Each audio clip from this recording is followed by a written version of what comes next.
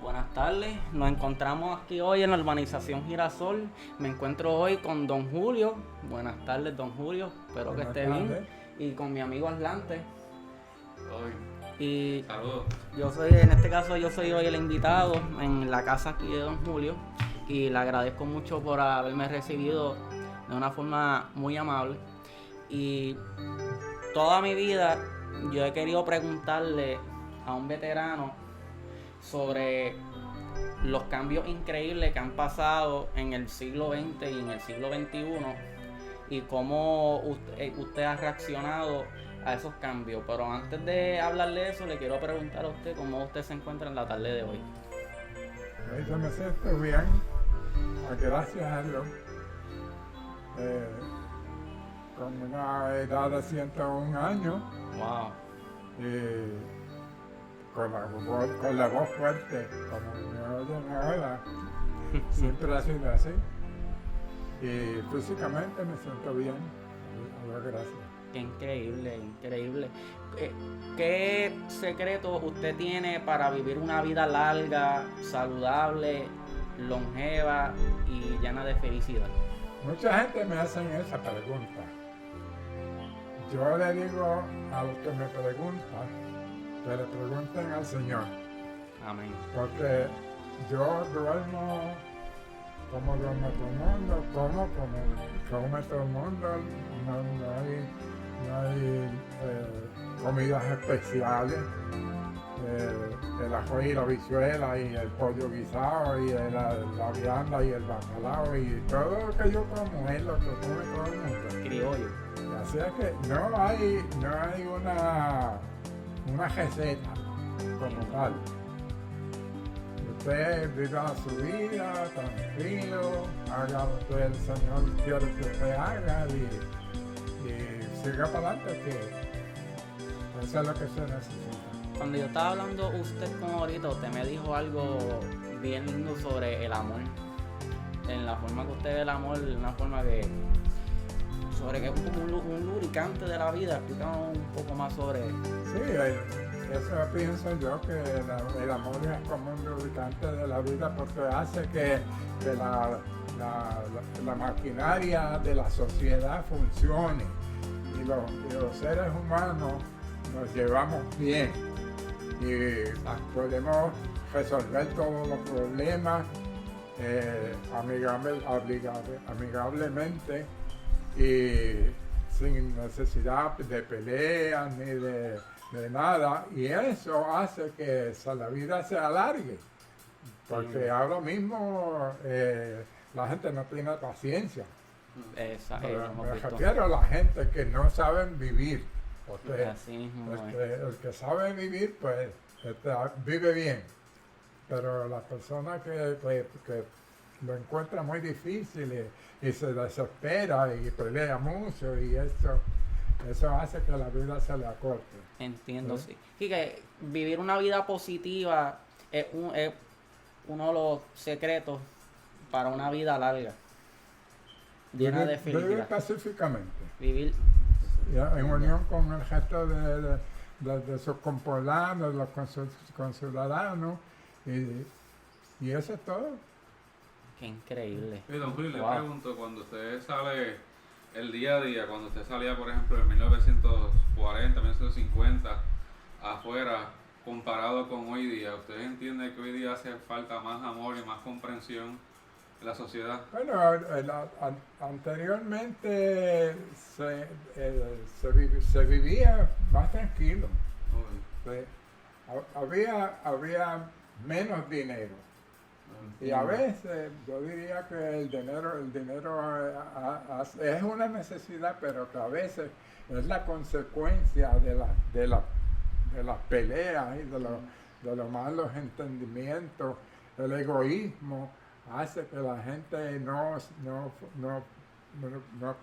se exprese bien en frente de los demás en vez de hacer muchos amigos, hace muchos enemigos. Actualmente. Antes se vivía con menos, mucho menos. Era más comunitario, más como una Era comunidad. más Los vecinos se comunitario. ayudaban, la familia se ayudaba. Sí, Entiendo. Sí, nosotros hay veces que nos ponemos a comentar, ¿verdad? Mi hermana y yo, mi hermana tiene 91.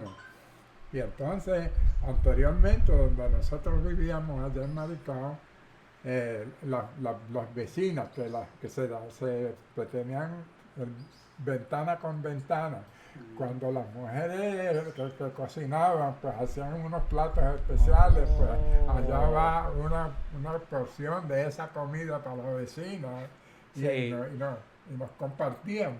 Entiendo. Sí, que si hacían una comida grande, siempre dejaban un poquito para el vecino. Y entonces, si en la casa del vecino hacían una comida grande, a veces el vecino mandaba un poquito, que ustedes se compartían. Era una familia. Hacían el clásico bollón Exactamente. que comía todo el vecindario para las navidades, me imagino que hacían claro. ese Chacho, bollón. con el lechón Para las asado. Navidades nos juntábamos en cualquier casa de la comunidad y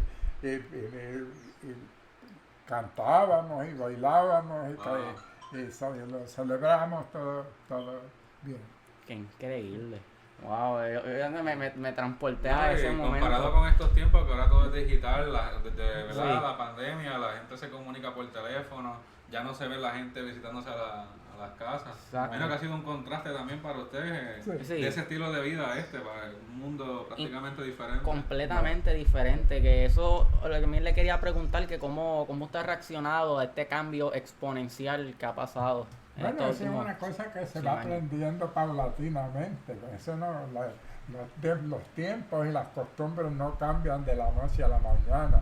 Eso es un proceso paulatino, que la gente va adquiriendo costumbres diferentes de Bien. acuerdo con cómo vaya cambiando la situación mundial, ¿verdad? Y yo creo que en todos los países pasa lo mismo.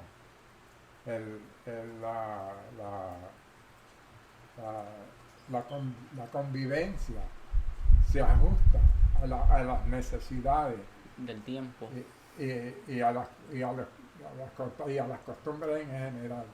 Entiendo que si le vamos a ver una forma que puedo poner esto, es como cuando uno va al gimnasio. Cuando uno está en el gimnasio, uno está entrenando, que uno se mira en el espejo todos los días, maybe uno no ve un cambio, pero después de 1 año, 2 años, 3 años, uno ve el contraste en el tiempo. Es como que wow, uno lo va viviendo todos los días, pero uno no va notando el cambio, pero a la larga uno va viendo wow, que mucho de esto ha cambiado.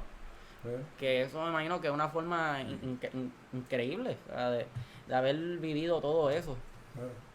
Exactamente. Tenemos, por ejemplo, la música. Sí. La música que nosotros vivimos era una música, pues, yo podríamos decir, de la época romántica. Wow. Ahora no es tan romántica. No, ahora es reggaetón, todo lo Es que que se ha da. sexualizado mucho la Sí, música. sí. Antes la música no era tan directa, era más romántica. Primero los boleros. Sí, Exacto. antes era un mensaje de amor hacia la persona, la sacaba a bailar y todo eso, y era como que tenía un sentimiento romántico hacia la otra persona con la que uno estaba compartiendo la Sí, canción. las relaciones amorosas de los jóvenes con las muchachas de antes era más respetuosa, se consideraba mejor a la fémina, ¿verdad? Y Entiendo. al acercamiento de un joven hacia una joven era un acercamiento muy respetuoso. Y eso, y a veces envolvía a la familia en general, porque los padres eran muy celosos con las muchachas. Ah, entiendo. Que ahora, pues quizás no tanto, ¿verdad? De vez en cuando. La libertad que han tenido, yo me imagino, que ha hecho que las cosas cambien para lo peor. Sí. Eh, Sí, porque yo imagino que en ese tiempo había que ir todo el mundo en enero, todo el mundo se vestía engabanado, todo el mundo en gabán, bien vestido para todos los lados, cuando iba a visitar a la casa del suegro, para entonces dar una buena impresión al suegro, para entonces poder sacar a la chica a una cita. Y si venimos a ver, hoy en día todavía se ve reflejado porque muchas de esas parejas llevan más de 50, 60, hasta 70 años de casados. O sea que era real. Pero sí, ellos habían vivido todo eso y sabían cómo manejar la situación de los hijos y la forma en que se vivía, el respeto, la consideración, las visitas de los novios hacia las novias, eran como una cosa formal, más formal. Entiendo. La comunicación. Me imagino que se ha influenciado en que antes las parejas tenían 50, 40 años de casados y ahora las tasas de divorcio están elevadas, que prácticamente la gente se casa y los nenes apenas tan pequeños ya se están divorciando. Sí, he notado. Una de las cosas que ha cambiado mucho, por ejemplo, cuando las dos jóvenes se unían o tenían el plan de unirse, un varón con una hembra, Un matrimonio. pues, lo planeaban a base de un matrimonio. Por nada del mundo. Había veces que usted se atrevía a decirle a una muchacha, vamos a vivir juntos. Eso es una ofensa. Sí, porque tenías que primero tener el plan de matrimonio, tener el plan, y entonces después de la boda es que entonces iban a convivir. El compromiso. Exactamente. Entiendo. Sí que era todo bien planeado, una comunicación. Ya estoy entendiendo porque es que duraban al sol de hoy 50, 60, 70 años de matrimonio. Antes de acercarse a una fémina tenía que estar bien decidido que era la persona que quería para el resto de su vida. Exacto. Porque era un compromiso real. Sí. De toda la vida. Se tomaba más en serio. O sea, no, en serio. Ahora muy llanamente. ¿Cuántos años usted estuvo con su señora esposa? ¿De casado? Yo me casé 3 veces. Ok, veo. Pero en todas, quizás por la vida militar que estaba uno ausente de la familia, pues eso hace que a veces que los matrimonios no duren mucho, porque crea muchas dificultades. Pero aún así, pues yo estuve con la segunda matrimonio más de 50 años. Wow. Cuando yo me casé con la última, que tú la conociste, ¿verdad? Muy amable ella. Ella tenía 62 años y yo tenía 77. Wow. Y vivimos en un matrimonio completamente feliz, como se dice, feliz con todo el sentido de la palabra. Puro. Éramos bien felices. Y la familia mía con la familia de ella eran como una sola familia. Todos vivíamos en paz y fue una cosa maravillosa. Desafortunadamente, pues, como nos juntamos ya bastante avanzada de edad, ella se enfermó y murió y el matrimonio nos duró 18 años. Wow. Pero fueron 18 años de felicidad. No, increíblemente. Felices. 18 años, ya conociéndose en edad avanzada, pero que el carácter de toda una vida, de estar comprometido y serio con las relaciones y las personas, llevó a que ese matrimonio a edad avanzada durara más que muchos matrimonios de hoy en día. Personas jóvenes que se conocen a los 20 y pico de años. La base, el fundamento de esa unión es sólido. Cuando se trabaja así, cuando se respetan los dos, cuando se planean las cosas, cuando se consideran unos a los otros. Y la comunicación. La comunicación que está. No, y la calidad de vida que se da, no solamente en la relación, sino que hay una relación real de compromiso y de amor. Y que eso lo vive la familia entera. Especialmente amor.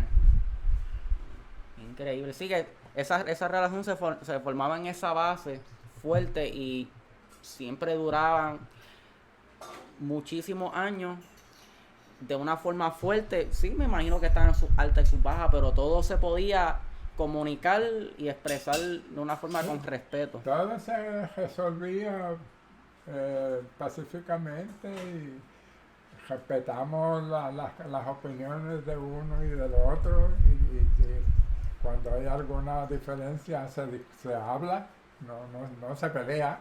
Exacto. Se habla, se discute, se llega a un entendimiento y mucho mejor.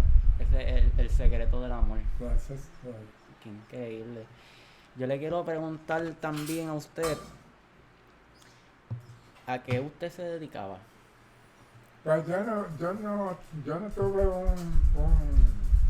un oficio fuera de lo militar. Allá en Maricao una vez trabajé como panadero cuando yo tenía como 17 o 18 años. Increíble. Usted se levantaba a las 3, 4 de la mañana a preparar las Yo masas. empezaba a trabajar a las 9 de la noche Ah, por la madrugada. y terminaba por la madrugada. Wow. Sí. Para tener todo listo para el día siguiente. Sí, porque ya imagino que ya a las 5 de la mañana ya ese pan ya tenía que ya estar ready. Se tenía que salir para los negocios y yo lo llevaba con un canasto en la cabeza. En un Wow. canal. No era un vehículo. Ajá. Pues yo iba de la panadería, el dueño de la panadería me contaba las libras de pan que iban ahí, yo me echaba el canasto en la cabeza, iba tienda por tienda y cuando terminaba de distribuirlo, entonces venía a la panadería y volvía y salía otra vez a buscar el dinero. Entiendo. Que usted lo llevaba, entonces volvía a los negocios, ya entonces de los panes que se vendían, entonces usted cobraba. Exactamente. Una Entonces, comisión. yo volvía a la panadería, entregaba el pan y me pagaban ahí 45 centavos por la noche de trabajo. 45 centavos. Wow. Como las cosas han cambiado. Y para para ese qué tiempo daban esos 45 centavos. daban para comprar unas para cosas. comer la familia. Wow. Wow. No de banquete, ¿verdad? Exacto. Pero era, Sí. era no suficiente. moríamos de hambre. Era más que ¿A cuánto estaba suficiente el pan? para comer. Era todo tan barato que con poco dinero se vivía. Es que Wow. yo también imagino que en ese tiempo mucho de la comida se crecía aquí mismo en la isla. Imagino que en el mismo municipio de Maricao se crecían muchos de los alimentos. Que imagino que para eso, para ese Sí, tiempo se era más usaba- económico. Se usaba mucho las viandas, los vegetales,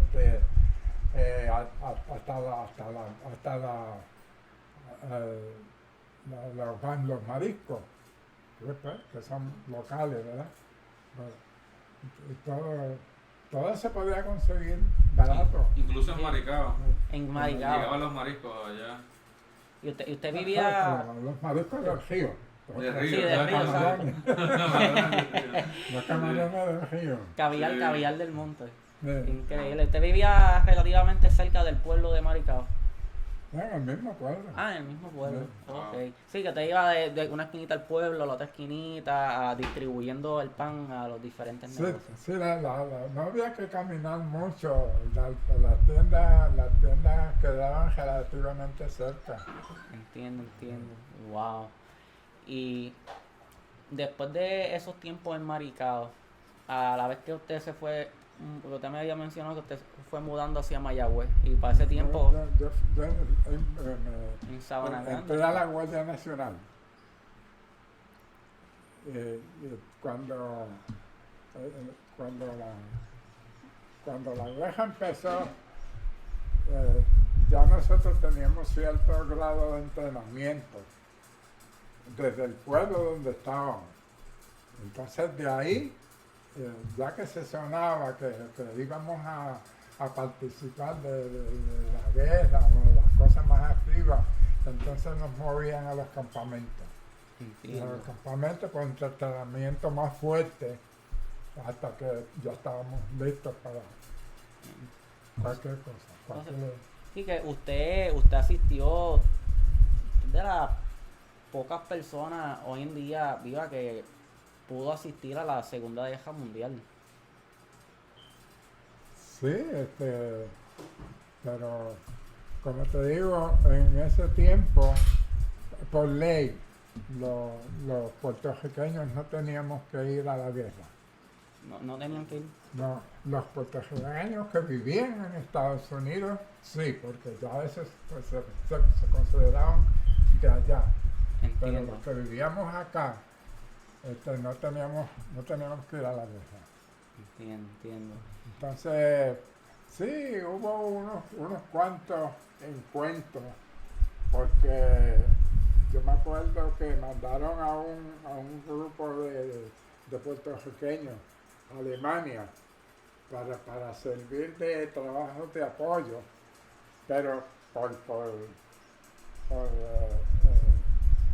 accidentalmente, pues vinieron y los atacaron los alemanes y ellos tuvieron que defenderse. Así que de esa manera pues tuvieron que pelear. Entiendo. Sí que cuando iban distribuyendo los recursos, en cierto caso también tenían que ir preparados por si acaso los nazis llegaban y Sí, tenían que defenderse. Una de las misiones que ellos tenían que hacer, digo que ellos, porque a mí no me tocó hacer ese trabajo, pues era hacerse cargo de los prisioneros de guerra. Los prisioneros, según se van mudando de la frente a una área que queda más lejano de la línea de combate. Sí. Entonces, pero hay que manejarlo, ¿verdad? Sí, Para proveerle seguridad y proveerle sus necesidades. Los alimentos a los Los prisioneros. seres humanos, sí.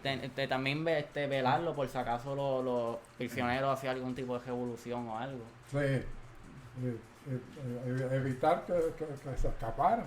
Porque ellos, eso era lo que ellos tenían en mente mientras estaban ahí, pues había que evitar que se escaparan. Después, en una misión de esa fue que vinieron los animales, los alemanes cruzaron la línea de combate, llegaron allá donde estaban los puertorriqueños bregando con Los presos. con los prisioneros, y allí tuvieron que pelear. Tuvieron que defender la cárcel y tuvieron que defender el área porque imagino que sí, porque eso imagino que lo tenían por territorio y poco a poco pues maybe los americanos subían, podían coger territorio, maybe los alemanes lo empujaban para atrás, maybe lo empujaban un poquito más para atrás y después los americanos empujaban para adelante, que eso era como o sea, la soga, es como Una guerra por la línea de defensa. Exacto. Sí, como la soga. Oye, le pregunto a don Julio, en estos tiempos uno pregunta de Adolfo Hitler y prácticamente todo el mundo conoce la figura de Adolfo Hitler. En aquel momento, cuando se empezó a hablar de Adolfo Hitler, ¿cómo las personas respondieron a eso, los militares? ¿Era una figura que generaba pánico o que no era deseada? ¿La gente supo de él? Hitler era un dictador. O sea, sí, se hacía lo que él mandara. Guste o no le guste. Era muy sanguinario. Él estaba determinado a acabar con todos los judíos. Y los mandaba a asesinar. No tenía reparo. Pues está claro, el soldado americano que está peleando en la guerra, pues no quisiera nunca caer prisionero de los nazis, porque la vida le iba a costar más probablemente. Exacto. Sí, Exacto. va a ser bien difícil probablemente ser prisionero del otro lado. Va a ser mucho más difícil que ser prisionero del lado de los norteamericanos. Exactamente. En Francia. Bueno, los americanos, los prisioneros de nazis que caían en manos de los americanos los trataban como seres humanos. Muchos de ellos que no se quedaban allá en Europa, venían de Estados Unidos. Wow. Sí.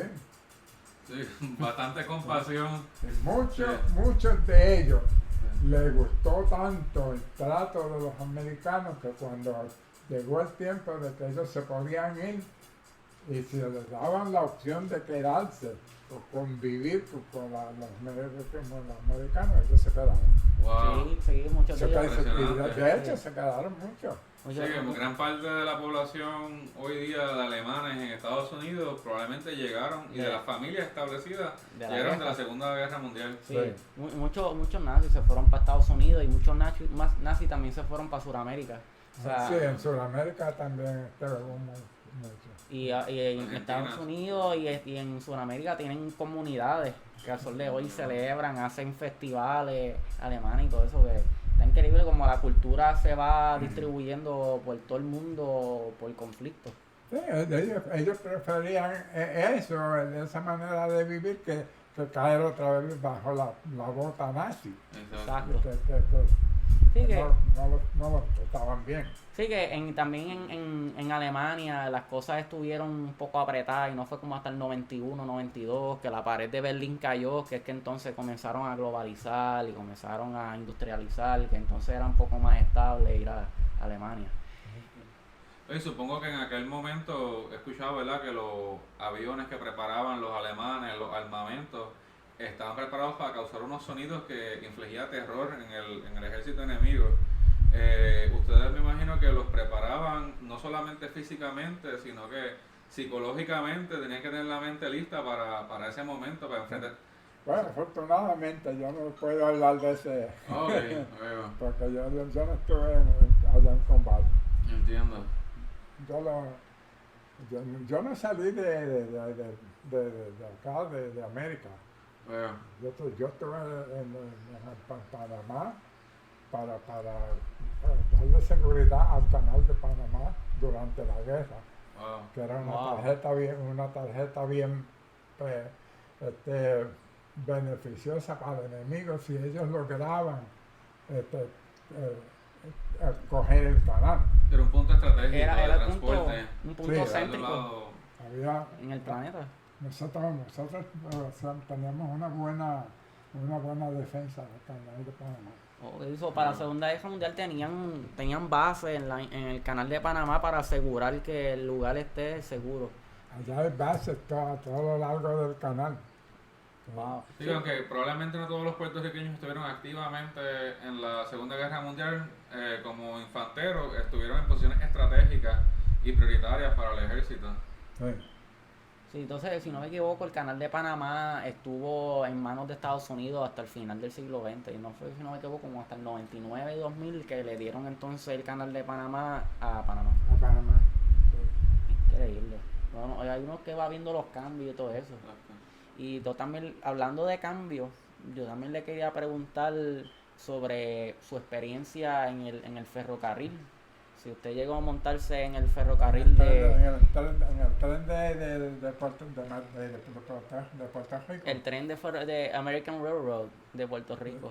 Sí, la gente montaba en el tren porque no tenían carro. Porque una diferencia del tren que hay ahora, El urbano. en el tren urbano de allá de San Juan, que ahí se invirtió mucho dinero y están tratando de extenderlo. Sí, yo había escuchado que supuestamente lo querían expandir a Cagua y a Carolina. Ya tienen planes para extenderlo, pero yo no veo la razón, porque cuando se estableció ese tren urbano, pues el gobierno creía que la gente iba a parquear los carros y montarse en el tren. Y no ha sido así. Okay. No ha tenido ganancia. Al contrario, ha tenido que ¿cómo se llama? Sustentar el proyecto del tren. Sí, se gasta más de lo que entra. Ha sido más perdidoso económicamente que el retorno de inversión que pudieron haber obtenido de él. Sí, porque mayormente, No corresponde a los tiempos. porque mayormente lo usan los estudiantes de la Universidad de Puerto Rico y las personas mayores que quieren a la cita. La gente de edad avanzada, que no tiene carro, que tienen que ir a hacer sus diligencias, ¿verdad? Pues ellos usan el tren.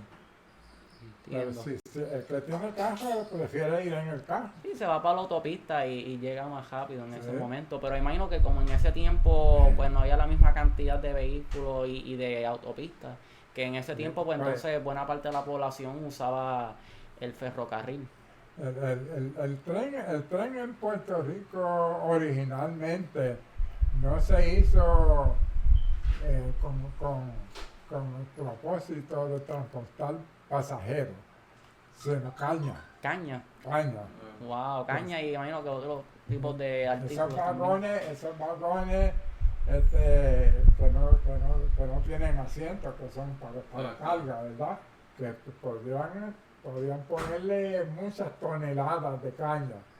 Entonces estaba empujado por un motor bien potente, ¿verdad? Y entonces, pues, según fue bajando el uso de la caña, porque la caña se fue desapareciendo poco a poco. Y también yo escuchaba que para ese tiempo en algunos de los cajetones la caña se caía para los lados Sí. y los niños lo cogían. Pues entonces, por eso era que empezaron a transportar gente. Sí. A transportar personas, sí, porque yo imagino que tenían cabinas de personas, cabinas de caña, cabinas de personas, cabinas de caña, que entonces Sí. como que lo iban dividiendo por cabinas, Pero eran bien lentos. con calmita. Eran bien lentos. Había un paso también de tren que era bien peligroso. Nunca, creo que una vez hubo un accidente, pero no murió mucha gente en el paso ese de Oaxaca. Ah, donde están Ok. los túneles, que está Ahí- el túnel de Oaxaca, el túnel Ahí, negro. ahí había un puente. Sí, no, pero el túnel es seguro. Tiene buena seguridad, pero el puente no. El Ok. puente es bien profundo. Y entonces el puente te pasa por encima. Y el tren lo jamaquea. Él se escuchó, se sentía Cuando pasa por... el temblequeo cuando uno cruzaba el puente. Wow. Y nosotros nos asustábamos cuando pasamos por ahí. Entonces, los demás, el resto del viaje no era tan malo, pero ese pedazo ahí, de Oaxaca, Sí, Así uno que se tenía vaya a que... voltear o algo por el estilo. si Sí. se cae rico. Y eso- Exacto. Es muy difícil salvarse, ¿no? Usted me había dicho que eso era por la madrugada también. Sí, nosotros salíamos exactamente a las 12 de la noche de Mayagüez. Wow. Y llegábamos exactamente a las 6 de la mañana a Tortuguero. Wow. a Toca Baja. So, imagino Imagino que que... después de pasar ese tramo quedaban bien despiertos. Hacho, sí, para ese entonces estaban Ahí no durmiendo se en ese podía canto. dormir, porque los asientos son de madera. Como Sí, yo le él me había dije, contado, ¿no? eran de madera. No había comodidad ninguna. Exacto. O sea, era una noche que uno tenía que ya la próxima cuando uno llegaba ya al lugar, eso era beber café. Sí, Entonces, me acuerdo que uno de los sitios donde uno se desesperaba un poco en Arecibo, porque en Arecibo tenía muchas jamas de de los cajiles. los carriles. Sí, Sí. había un vagón que iba para allá, otro que iba para allá, otro que iba para allá. Ahí paraba el tren, pues, porque ya teníamos hambre. Y había mucha gente vendiendo, muchos vendedores que vendían dulces, pan, Wow. sándwiches y cosas así. En la misma estación. Sí. Se generó toda una economía a base del ferrocarril. Literalmente en la misma sí. estación, o sea, yo me imagino ahí. Le daban oportunidad que todo el mundo comiera algo, Exacto. sí, para después seguir el viaje. Sí, porque ¿cuánto tiempo normalmente paraban por estación? ¿Como 10 o 15 minutos? No, ahí en Arecibo era mucho más de una hora. ¿En serio? Sí, porque imagino que bajaban la Sí. caña también y todas las cosas, lo que las personas comían. Es interesante porque antes se tomaba la parada en Arecibo y hoy día en la Sultana también se para en Arecibo para comer. Sí. Solamente la Sultana, ese que se conserva, a pesar de que se va en guagua, se conserva la tradición Se de consigue que para acá o en público. autopista. sí, los carros públicos paran Sí, usualmente sí, paran en ahí. Arecibo. Sí, bastantes veces nosotros, y cuando íbamos en el carro público, Pues y ese restaurante siempre ha existido allí. Sí. Lo que se llama ahora el Buen Café. El Buen Café, correcto, sí. Yo he comido muchas veces allí. Nunca he escuchado Hemos de ese viajado en la restaurante. Sultana, paran en el Buen Café, te pagan sandwichitos y... Pues ya ellos estaban preparados para servirnos lo que les íbamos a dar. Saben lo que nosotros íbamos a pedir y todo. Sí, que ya ellos estaban, ya yo imagino que se sabían la hora que el tren llegaba y ya entonces pues, cuando ya iba llegando el tren ya ellos estaban preparando entonces Sí. para servirle la comida a los Menos que pasajeros. llegaban con hambre porque era un viaje de 8 horas. Sí, prácticamente. yo imagino Monótono, parecido. muy monótono. Sí. Parecido eran de Mayagüez a Arecibo, imagino que eran como 4 horas y media, 5 antes de llegar a Baja. De Arecibo hasta allá, sí. Y después como 2 horas y media Como más 2 horas y media. Y después para el tren sería para San Juan. a San Juan. Imagino que de San Juan era más, imagino que San Juan era como 8 horas de Mayagüez a San Juan. Sí. Wow. Era un viaje de un día. Era un viaje, era o la noche completa en ese Ah. entonces. O menos, si uno salía a las 12 de la medianoche, uno llegaba allá a las 8 o 9 de la Ahora mañana. ya uno Es baratado uno. trasnochado, enmayado. Exacto. Pues, por eso es que la gente prefiere el carro. Entiendo. ¿Eh? Sí, porque en realidad el tren, si el tren lo hubieran modernizado y todo eso, hubiese sido extremadamente útil para el país, pero en realidad el carro pues tiene sus ventajas y todo eso y también pues, a las compañías les conviene porque pues pueden vender el aceite, la gasolina, las cafeteras, que entonces pues ahí no va viendo cómo la industria se va cambiando y las compañías van sacando ganancias de otros lados, los mecánicos, que entonces imagino que después que el tren lo cerraron en el 53, pues entonces imagino que ahí comenzó la infraestructura de la autopista, comenzaron las gasolineras comenzaron a abrirse más, los mecánicos, imagino que toda esa infraestructura comenzó a salir después que cerraron el ferrocarril. Me imagino que a medida que se fue muriendo la economía de la caña, pues fueron cada vez pues, reclutando más pasajeros para poder compensar hasta que finalmente fue insostenible Sí. ¿Para qué año usted dejó de ver el tren funcionar? Después que nosotros dejamos de usarlo, después que cuando empezamos a movernos fuera de Vega Baja, Veo. porque nosotros estábamos ahí porque ese era el campamento que se estaba destinado ya para el entrenamiento militar. No solamente el área del campamento, tiene mucho terreno alrededor que se usa para tiros al blanco, para maniobras militares y todas esas cosas. Sí, para aquel tiempo se entrenaba en Puerto Rico, el ejército. Sí. Primero tenía un entrenamiento inicial acá. Se entrenaba ahí en Salinas. Ok. En Salinas. Salinas siempre ha sido un campo de entrenamiento. Sí, nosotros dividíamos el tiempo, de vez en cuando salíamos de Tortuguero y íbamos a Salinas. Una vez fuimos a pie, ¿A pie? de Tortuguero a Salinas, Wow, ¿cuánto tiempo se tardaron en llegar? 5 días. 5 días y cruzaron Tocayé y todas las montañas. Cuando no había el highway, era la carretera vieja. Por la número 1. Sí, que no era Eso principal. por la pequeña, que era estrecha y de mucha curva y todo eso. Y yo imagino Y que de Calle de Caguas a Calle es bastante es lejito, empinado es lejito. también. Y las cuestas también, Sí, subirla. pues bajarla. todo eso lo tuvimos a pie. Imagino que Con, fueron, Wow. con el paquete al hombro. Con el equipo. Sí. sí, que Wow. fueron en marcha, no fue una caminata. No. Fueron No. marchando hasta. Sí, marchábamos hasta las 5 de la tarde, pero parábamos, ya estaban en las áreas destinadas para donde íbamos a poner el campamento, Sí. las casetas chiquitas. Sí, donde tenían Exacto. una carpita, imagino que tenían ¿Cuánto la pesaba la carpita. mochila que cargaban en la espalda? Yo, como era 45 o 50 libras. Está fuerte Ah. eso. Hacho, por O toda sea, esa ese viaje de distancia. 5 días fue un tremendo reto. Sí, mucha gente llegaron con esto aquí pelado. Wow. La bota hay que tener unas botas cómodas. Sí. Que se ajusten bien si tiene un poquito de El juego. juego, ese juego Sí, va guarda comiéndose. la piel. Poquitito a poco le va. Entonces, cuando llegamos allá, pues había mucho que tener que ir al hospital. Wow. Wow, entonces ahí tuvieron Sí. que hacer el tratamiento y todo eso, de algunos de los pies y todo eso, pero me imagino que eso se recuperaban. Te imagino que a la vez que llegaban a Salinas, se recuperaban en 1, 2 o 3 días y entonces seguían con su entrenamiento. Al otro día. Al otro sí, día. Las exigencias eran. Sí, sí, pero que en la guerra es así. Ajá. Especialmente en Corea, que nosotros tuvimos que caminar por montañas de hielo, De hielo. de nieve, así de grande. Wow. Y sin el equipo apropiado, con botas de cuero. Y mucha gente perdieron las piernas.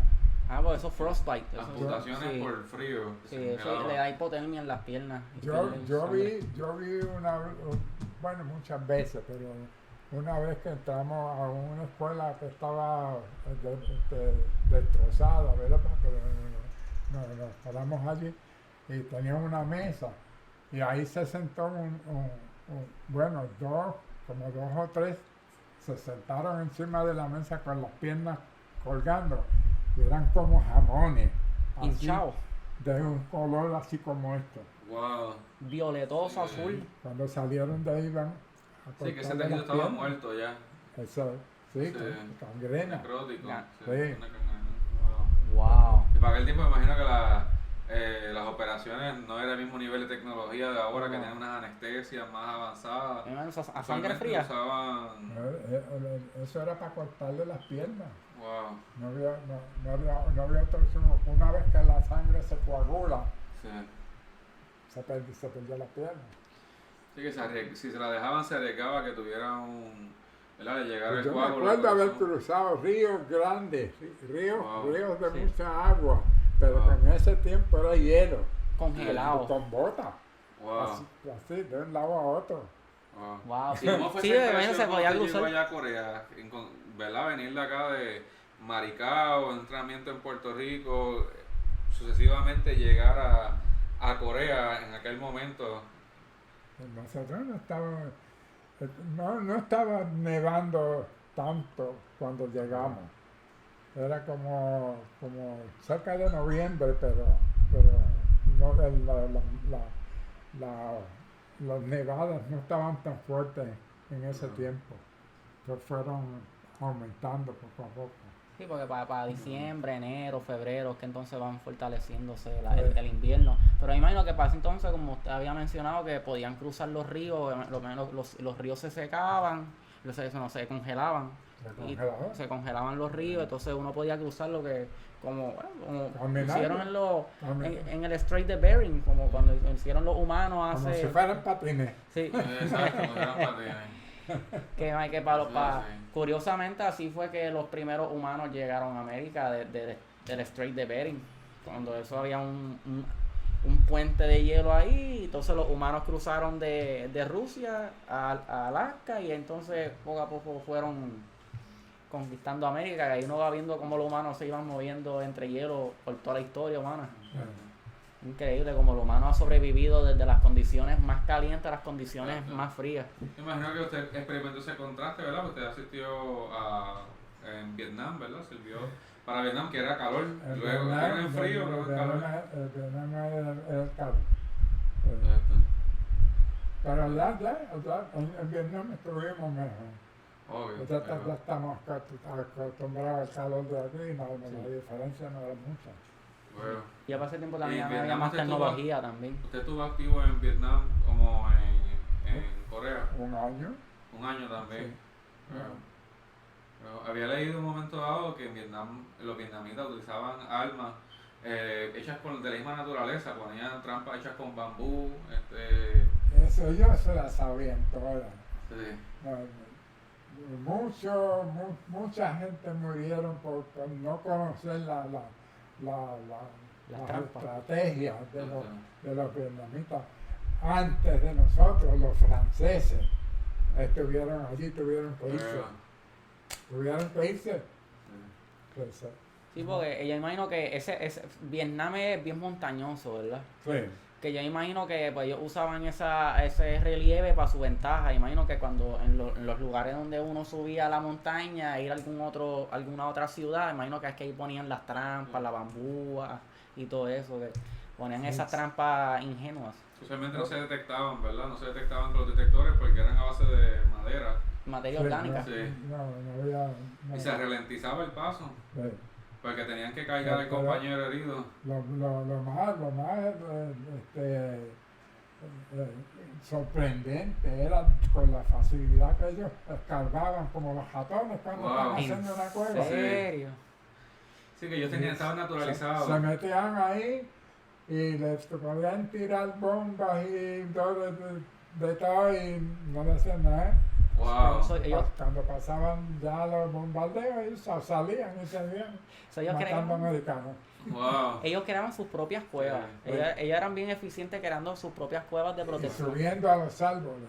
También. En los mismos árboles se camuflajeaban allá arriba también. O sea, había veces que uno va con un grupo de gente, de nosotros, ¿verdad? Caminando y que de momento empiezan balas que vienen de allá y uno mira y no ve a nadie. Exacto. Y ven los árboles que están llenos de vietnameses tirando para abajo. Wow. So, ellos usaban toda la naturaleza para su ventaja. Sí. Literalmente. Sí. Ellos eran expertos en sus tierras. Exacto. Y ellos no son como los americanos, que a los americanos les gusta mucho la comodidad. Exacto. ellos se adaptan a lo que sea. Exacto, sí. Si tienen que peregrinar en el fango, en los ajonzales, que están siempre llenos de agua. Exacto. En la montaña, en los llanos, en lo que sea, ellos se adaptan, pero nosotros no. Sí, porque Vietnam también es un país que es bien tropical, hay mucha jungla, hay mucho monte. Que yo imagino pues ellos se criaron en esa jungla y ellos se acostumbraban a sobrevivir en ese momento. de ese bosque. Lo que esto quiere decir que en aquel momento el ejército norteamericano se estaba enfrentando a una población que tenía una cultura que por estar tan arraigada a la naturaleza, pues sobrevivían como salvajes prácticamente, de escarbar. Estaba la ventaja de ellos.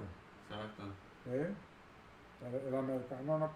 El americano usó tanques, usó aviones, usó misiles, usó de todo y no pudieron. Sí, gastaron un presupuesto. Perdieron la guerra. Wow. Los americanos perdieron la guerra allí.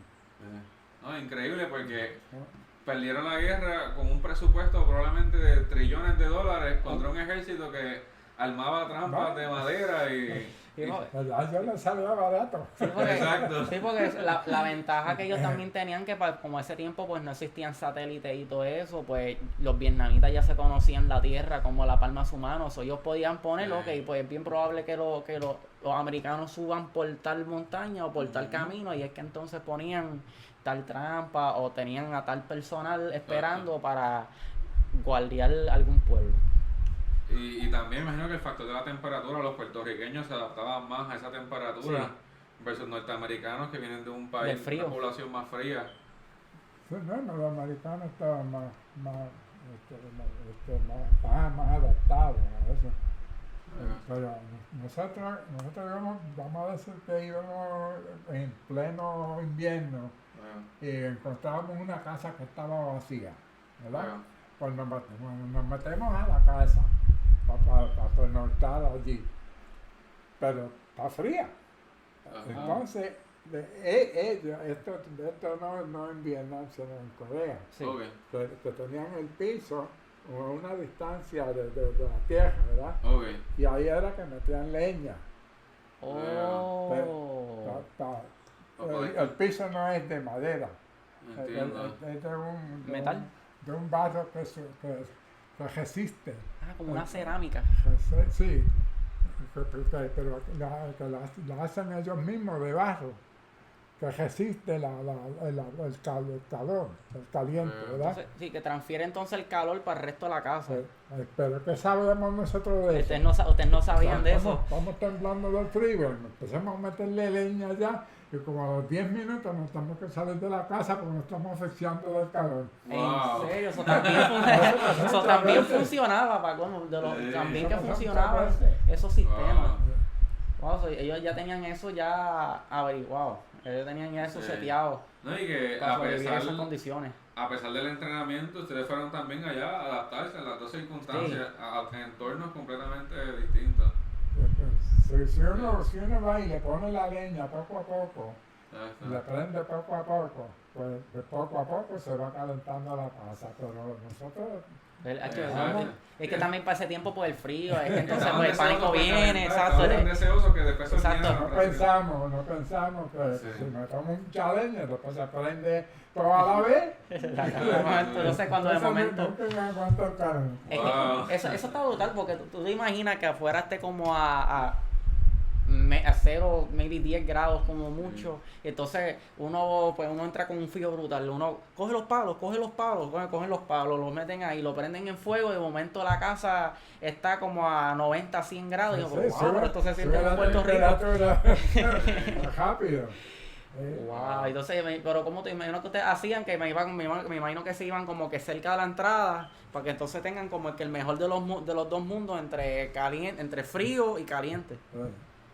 Sí, que me imagino que eso hizo que esa guerra de Corea fuera más fuerte para ustedes que la misma de Vietnam, por la condición climática. Sí. Sí.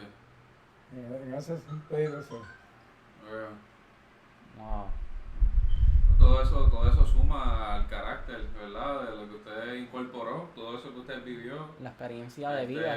Aumenta la resiliencia y el momento de enfrentarse a situaciones en la vida. Durante el resto de su vida pudo aplicar esa misma disciplina. Sí, pero yo pasé por muchos peligros. Por eso que cuando la gente me pregunta, ¿verdad? Oye, ¿cómo yo he podido sobrevivir todas esas cosas? Pues yo creo que el Señor me ha protegido. Amén. Pues mira, yo llegué, la primera batalla que yo tuve, yo veía que entonces estaban peleando con los chinos. Wow. Los chinos se metieron a defender a Corea. Y ellos venían por montones. A las 2 de la mañana, a las 3 de la mañana. 3 de la mañana, uno durmiendo. Y sonando cornetas y pitos y te ponen a uno. Sí, en tensión, en alerta. Sí, bueno. Pues yo era sargento de un pelotón de ametralladora. Y yo estuve debajo ya casi de todas las balas que ellos nos iban a tirar, recoger toda la ametralladora y todo y ponerlo en los jeeps. Y le digo a la gente, me decía, vámonos de aquí, vamos. Exacto. Sí. Entonces, pues, lo hicimos, pero como quiera, murieron unos cuantos, pero estábamos en los oscuro. Y ellos tiraron los flares, que alumbraban todo el campo, y ahí se veían ellos disparándonos, pero de mucho fuego, muchas balas. Ustedes se escapaban literalmente de cerca, bien cerca de la muerte. O sea, ustedes se escapaban, si se hubieran escapado maybe unos minutos después. Sí. No hubiesen vivido para contarlo. Bueno, pues, ¿sabes qué? Yo me fui guiando un jeep que estaba cargado de ametralladora y de gente, ¿verdad? Y entonces, en el mismo medio del camino, hay un boquete. Yo pues no podía ver el boquete al oscuro, pues se fue el jeep por ahí. Wow. Yo digo que el Señor me está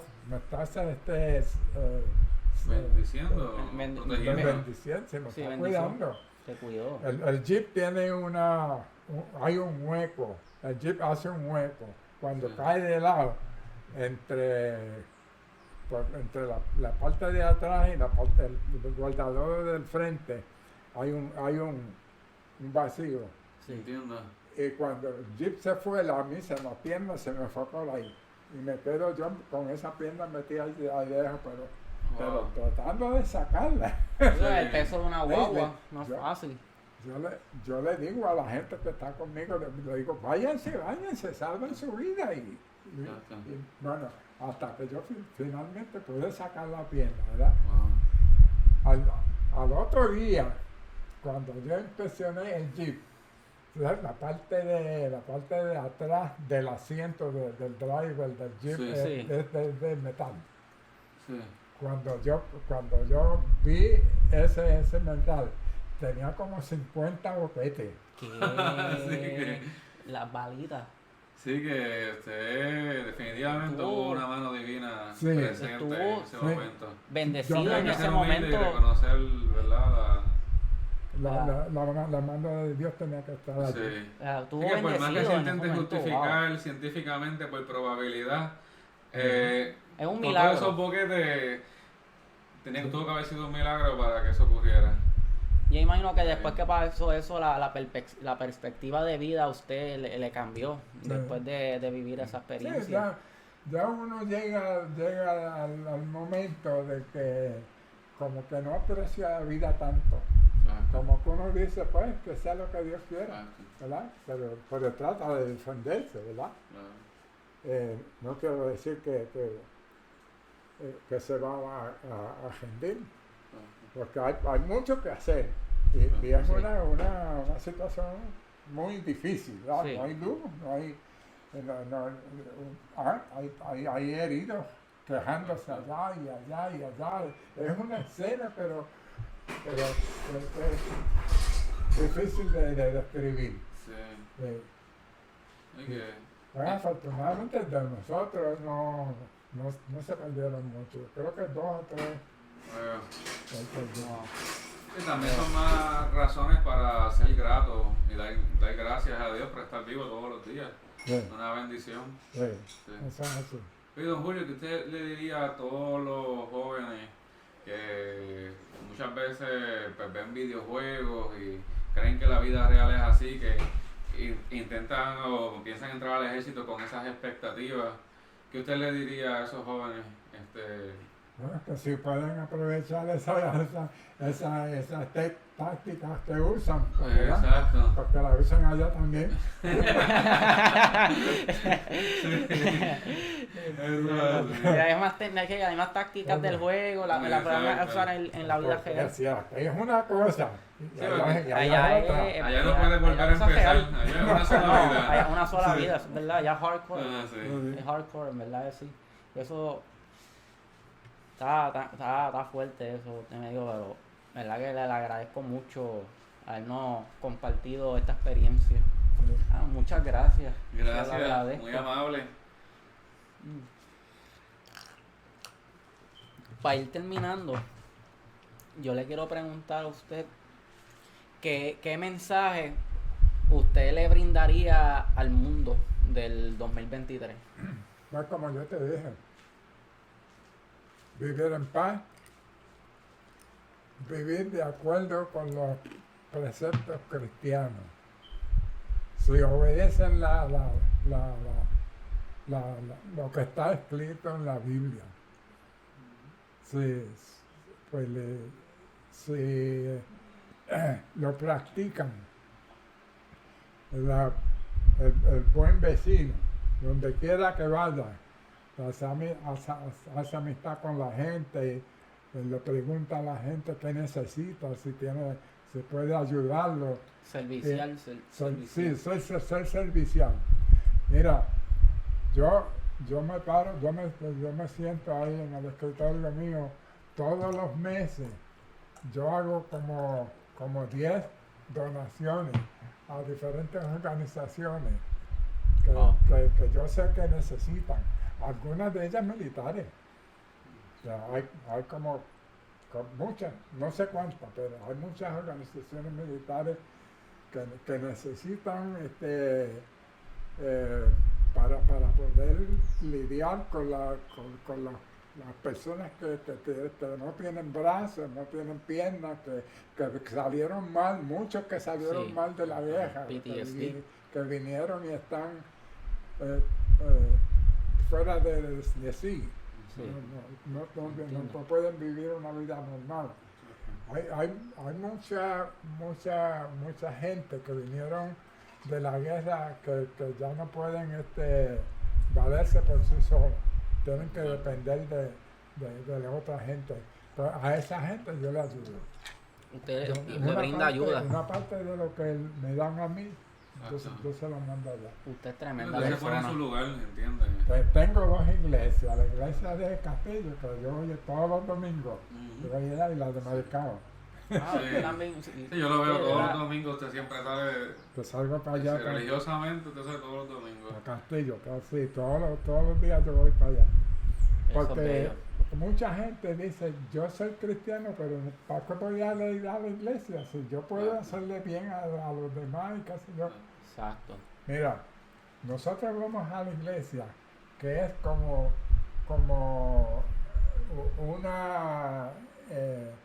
un revivir. Estamos constantemente aprendiendo. El que diga que se conoce la Biblia de cubierta a cubierta, pues está mintiendo. La Biblia tiene muchas enseñanzas, y si todo el mundo usara esas enseñanzas para practicarlas con la gente, no tendrían problema. O sí tendrían problemas, pero que tienen la esperanza de que Dios los va a ayudar. Y la fe Va a estar ahí para para ellos. poder solucionar el problema. Sí. Así es que